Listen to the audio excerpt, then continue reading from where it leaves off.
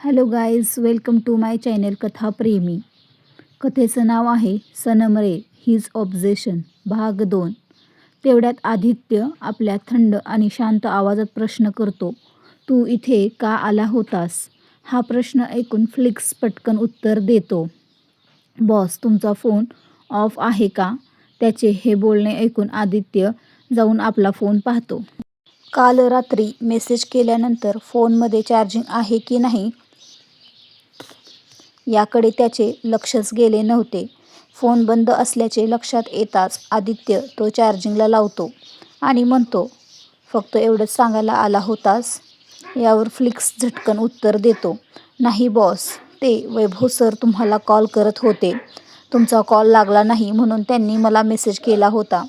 एवढे सांगून तो आपल्या फोनमधील मेसेज आदित्यला दाखवतो. तो मेसेज वाचून आदित्य गंभीरपणे म्हणतो, तो इंडियात येत आहे.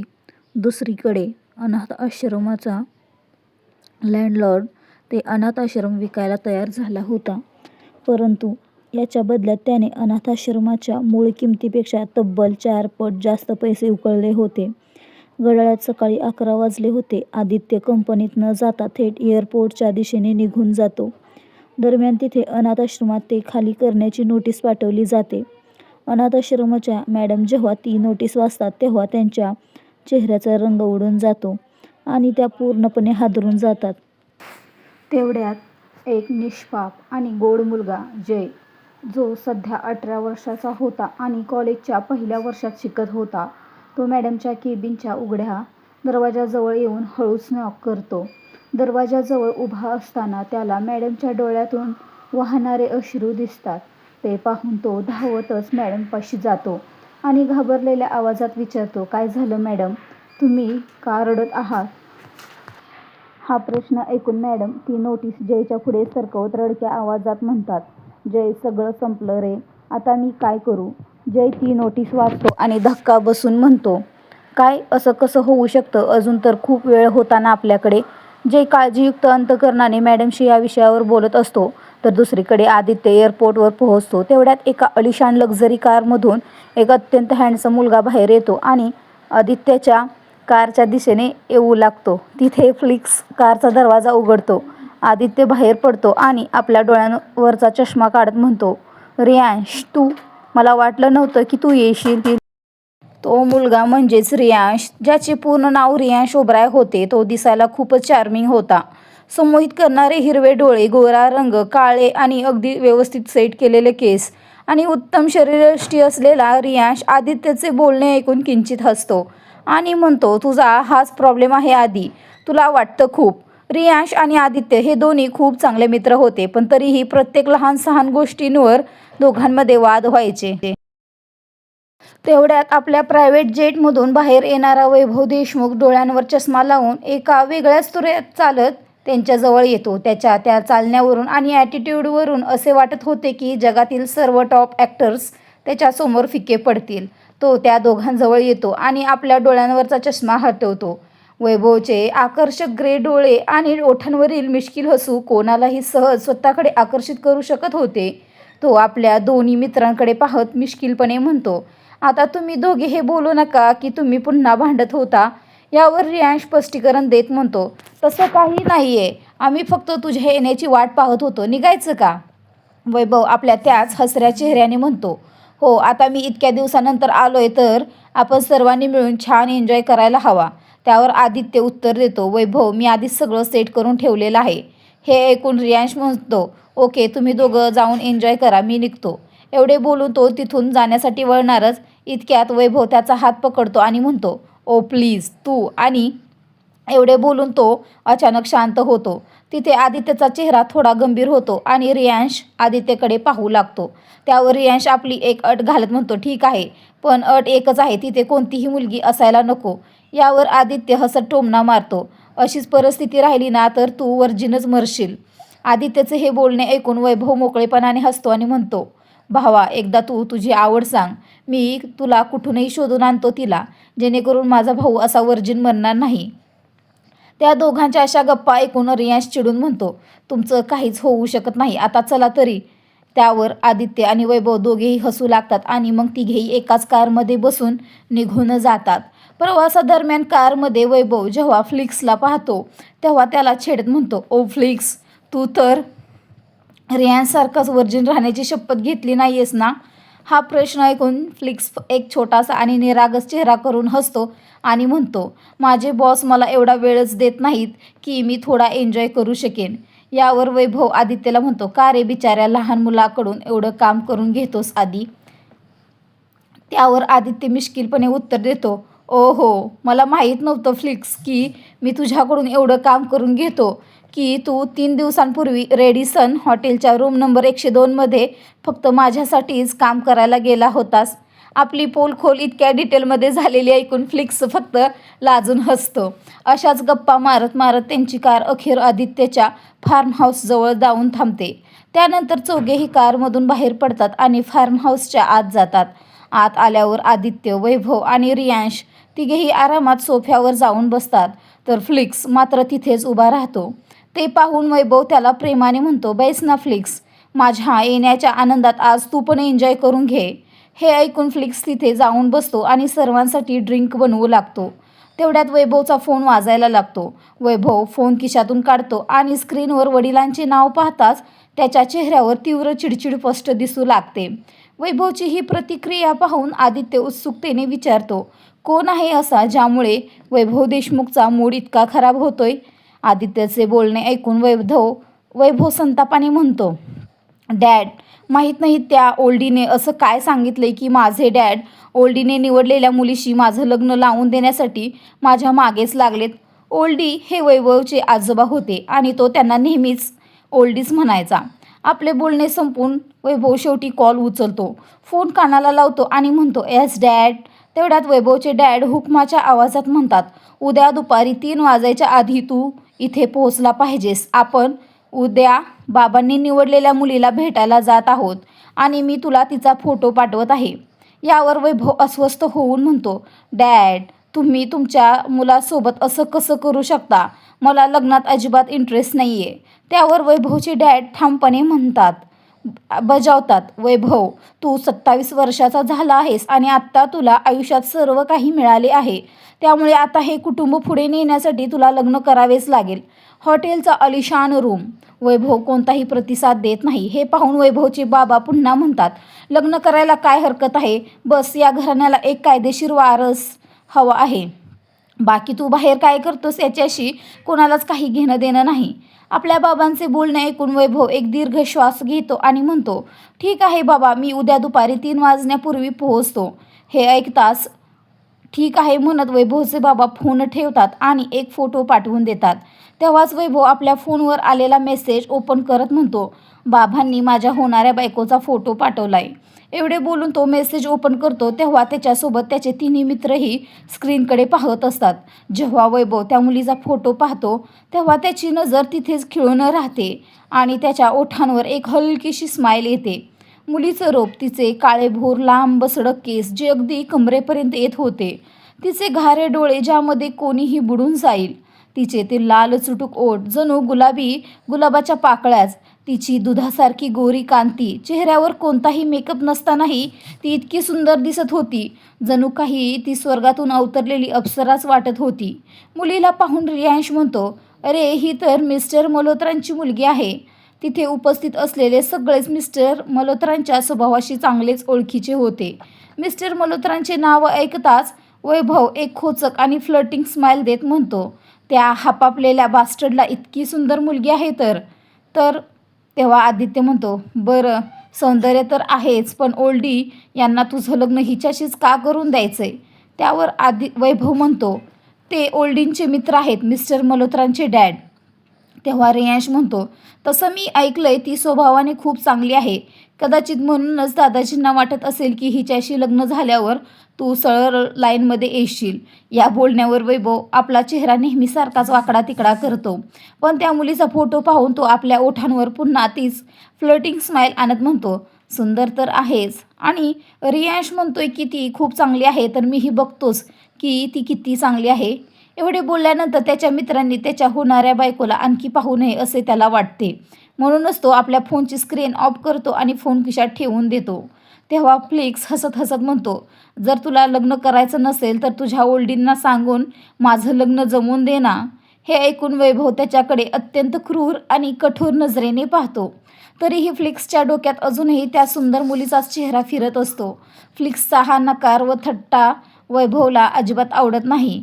उलट त्याला खूप राग येतो. तो आपला हात फ्लिक्सच्या खांद्यावर ठेवतो आणि थोडा दाब देत म्हणतो, मी असं करू शकत नाही, कारण मला लग्न करण्याचा ऑर्डर मिळाला आहे. त्यामुळे तुझ्या डोक्यातून ती कल्पना काढून टाक. हे बोलत असताना वैभवची नेहमीची शांत आणि चिल राहणारी इमेज पूर्णपणे गायब होऊन एक भयानक डार्क रूप समोर आले होते. ते पाहून फ्लिक्सला असे वाटते जणू काही त्याचा आत्माच त्याच्या शरीरातून बाहेर पडला आहे. त्याच वेळी वैभवला आपला हात बाजूला करतो. चेहऱ्यावरचे हावभाव बदलतो आणि पुन्हा नेहमीसारखा ड्रिंक करू लागतो. वातावरण पुन्हा पहिल्यासारखं नॉर्मल होतं. रात्र झाली होती, त्यामुळे रियांश आपल्या दोन्ही मित्रांसोबत डिनर आटोपून दोघांना बाय बोलून तिथून निघून जातो. रियांश गेल्यानंतर आदित्य वैभवसोबत रूममध्ये जातो. तिथे एक अत्यंत मादक आणि सेक्सी मुलगी उभी असते, जिने फक्त एक ट्रान्सपरंट ड्रेस घातलेला असतो. तिला पाहून आदित्य वैभवला डोळा मारत म्हणतो, लग्नाआधी जितकी करता येईल तितकी नाईट एक्सरसाइज करून घे. नंतर काय माहिती अशी संधी मिळेल की नाही. एवढे बोलून आदित्य तिथून निघून जातो. वैभव रूमच्या आत येतो आणि आपला कोट अंगावरून काढून जमिनीवर फेकून देतो. ती मुलगी वैभवजवळ येते. त्याच्या छातीपाशी आपले हात नेते आणि त्याच्या शर्टची बटणी उघडू लागते. पण वैभवच्या डोक्यात अजूनही त्याच फोटोतल्या मुलीचा विचार चालू असतो आणि तो तिचीच कल्पना करत असतो. फोटोतल्या मुलीला या मुलीच्या रूपात इमॅजिन करत वैभव आपला हात तिच्या चेहऱ्यावर नेतो आणि तिच्या चेहऱ्याकडे पाहू लागतो. पण फोटोतल्या मुलीऐवजी दुसरीला समोर पाहून वैभव आपला हात तिच्या चेहऱ्यावरून हटवतो. तिला बेडवर जोरात धक्का देतो आणि आपले उरलेले कपडे अंगावरून काढून तिच्या जवळ जात तिचे पाय पसरवून म्हणतो, खूपच लवकर माझ्या बेडवर ती असेल. ती मुलगी त्याचे हे बोलणे ऐकून अत्यंत आश्चर्याने वैभवकडे पाहू लागते. तर दुसरीकडे ती मुलगी वेदनेने विव्हळू लागते. तिचा तो विव्हळण्याचा आवाज ऐकून वैभव तिचा हात पकडतो. आपले ओठ तिच्या गळ्यापाशी नेतो आणि तिच्या गळ्यावर कडाडून चावा घेतो. तो मनातल्या मनात म्हणतो, जेव्हा ती माझ्या मिठीत अशीच सिसक्या घेईल तेव्हा मला खूप समाधान मिळेल. मला तिला पाहायचं आहे, तिच्या संपूर्ण शरीराला स्पर्श करायचा आहे. आता माझ्याकडून आणखी वाट पाहिली जात नाही. मनात हेच पुटपुटत तो आपला स्पीड आणखी वाढवतो. तिकडे त्या मुलीला या वेदना सहन करणे कठीण जात होते.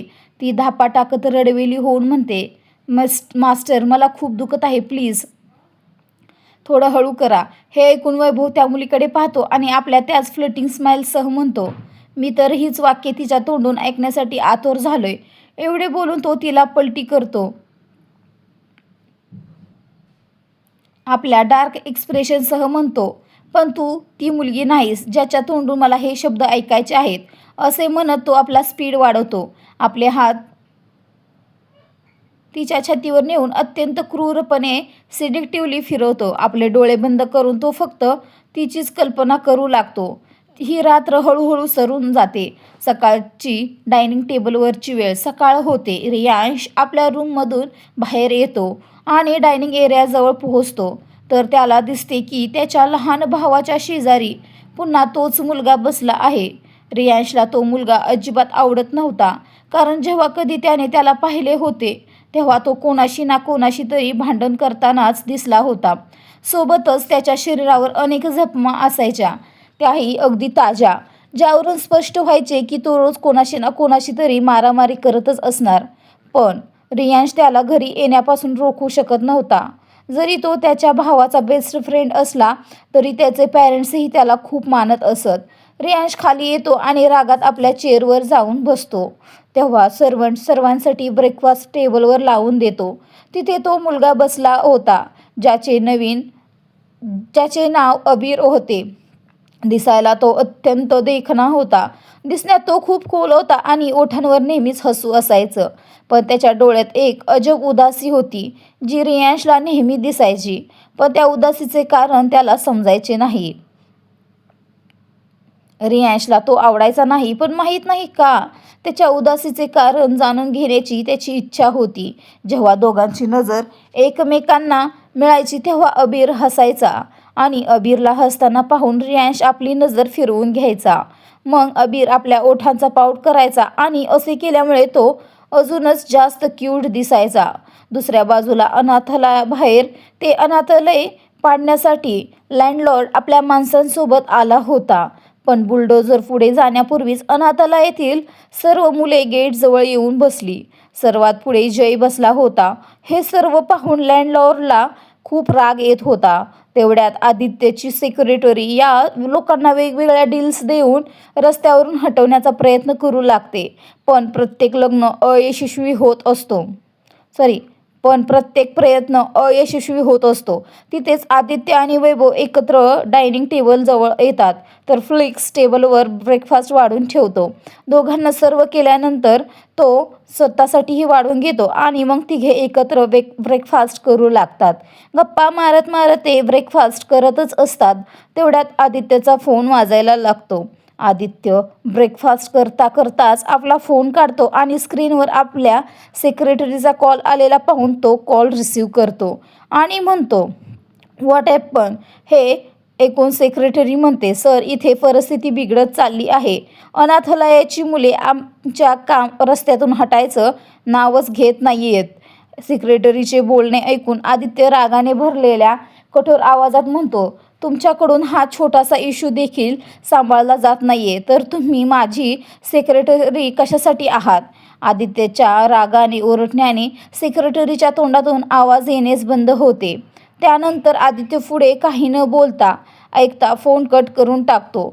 मग आपला ब्रेकफास्ट अर्धवट सोडून म्हणतो, मला जावे लागेल. हे ऐकून वैभव म्हणतो, आधी जर मॅटर इतकाच कॉम्प्लिकेटेड असेल तर मी पण सोबत चालतो.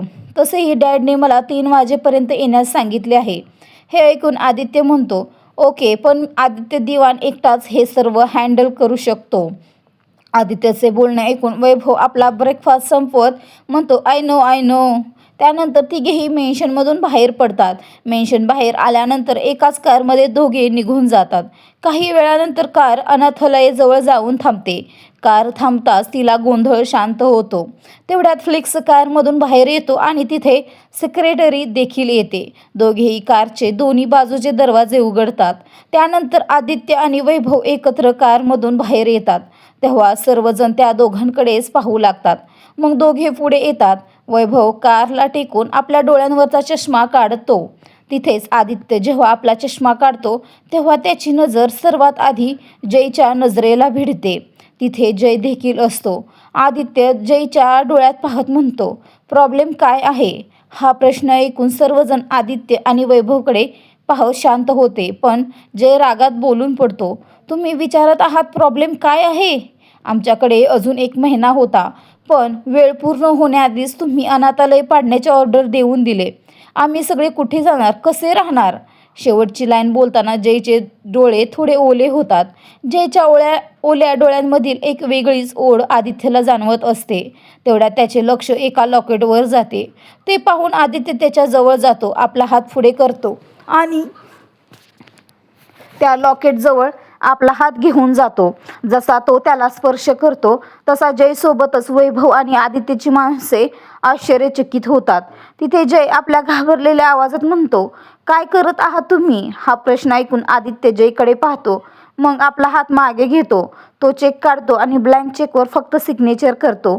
जयचा हात पकडून तो चेक त्याच्या हातात ठेवत आपल्या इमोशनलेस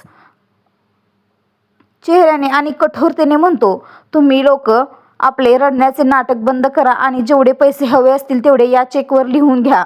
बाकी मी तुम्हा लोकांना दुसऱ्या अनाथालयांमध्ये ट्रान्सफर करून देईन. इतके बोलल्यानंतर तो आपला हात मागे घेतो. स्वतः 2 पावले मागे सरकतो आणि सेक्रेटरीकडे पाहतो.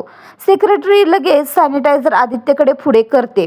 आदित्य सॅनिटायझर घेऊन आपले हात सॅनिटाईज करू लागतो. आधी आदित्यने चेक दिला आणि आता जयला स्पर्श केला, त्यामुळे तो आपले हात सॅनिटाईज करून हे दाखवण्याचा प्रयत्न करत होता की ते घाणेरडे आहेत. हे पाहून अनाथालयाच्या मॅडम आणि सर्व मुले तसेच जय प्रचंड रागात आले. जयने रागात त्या चेकचे तुकडे केले आणि आदित्यच्या तोंडावर फेकून मारले. तो रागात ओरडून म्हणाला, 1 महिन्यापूर्वी तुम्ही काहीही करून घ्या,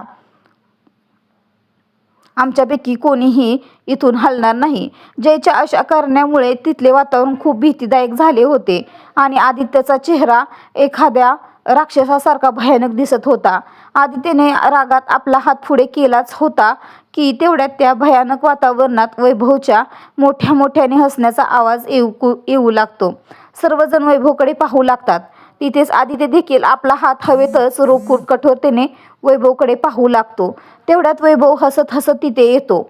आदित्यच्या खांद्यावर हात ठेवून म्हणतो, असे कोणतेच काम नाही जे आदित्य दिवाण करू शकत नाही. इतके बोलून तो पुन्हा जोरात हसू लागतो. वैभवच्या अशा हसण्यामुळे आदित्य अजूनच इरिटेट होत होता. तेवढ्यात वैभव आपले हसणे बंद करतो आणि म्हणतो, लिटिल बॉय, मी तुम्हा लोकांना एक नवीन अनाथालय बनवून दिले तर तुम्हा लोकांना फक्त एकत्रच राहायचे आहे ना. हे बोलणे ऐकून आदित्य, जो खूप रागात होता, तो एक नजर वैभवकडे पाहतो आणि मग जयकडे पाहत आपल्या हाताची मूठ आवळतो आणि कठोरतेने म्हणतो, नाही, तुम्हा लोकांना 1 महिना हवा आहे ना, तर ठीक आहे, मी देतो. पण मी जेवढे पैसे लँडलॉर्डला दिले आहेत मला ते 1 महिन्याच्या व्याजासकट परत हवे आहेत. हे ऐकून जय आदित्यला प्रश्न विचारतो, किती पैसे तुम्ही दिले आहेत? या प्रश्नावर आदित्य सेक्रेटरीकडे पाहतो तर सेक्रेटरी पटकन एक कागद काढून आदित्यकडे वाढवते. आदित्य तो पेपर घेतो आणि जयच्या तोंडावर फेकत म्हणतो, फक्त 1 महिना आहे तुम्हा लोकांकडे, पाहतोच मी तुम्ही कसे परत करता ते. इतके बोलून तो वैभवचा हात आपल्या खांद्यावरून हटवतो. पुढे काय होते जाणून घेण्यासाठी पाहत राहा, ऐकत राहा आणि वाचत राहा सनम रे हिज ऑब्झेशन. भेटू लवकरच एका नवीन भागासह आणि ही कथा आपण जास्तीत जास्त मेंबरशिपमध्ये ठेवणार आहे. थोडी अडल्ट कंटेंट कथा असल्यामुळे, तर तुमचा काय रिस्पॉन्स आहे त्याच्यावर ठरवू. नसेल तर मग मी जो भाग जास्त अडल्टमध्ये जातो तो भाग मी रीड करणार नाही, तुम्हाला वाचावा लागेल. तुमच्या कमेंट करून मला सांगा नक्की काय करायचं आहे ते.